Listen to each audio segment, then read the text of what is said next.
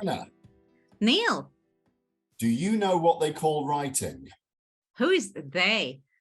Well, experts, educators, Delta trainers, gurus.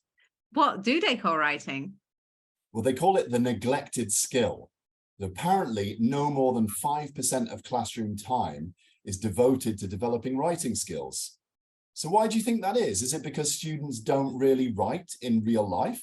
No, that's a myth. I don't believe that. I think they write loads. They write messages to their friends, messages to their family, messages to people they don't know, comments about things they're interested in. They do write loads. Okay, so our students do need to write and to know how to write, and maybe we can use this as motivation. So on our course, Teaching Writing Effectively, we're going to look at how we can make writing motivating, purposeful, and authentic. And also how writing can be taught in the classroom, not just done for homework, right?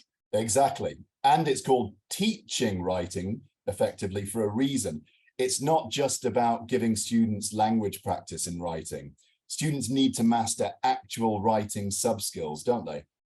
Yeah, they do, because even though, we said they write a lot, and I think that's true, they do seem to struggle in exams, for example, to come up with good ideas before they start writing, to organize their essay or email, to get the style right. Is it formal? Is it informal? Yeah, and we can help them with this in the classroom, not just for homework, and we can do it in a fun, engaging way. But what about marking? If you do a lot of writing, that means a lot of marking, doesn't it?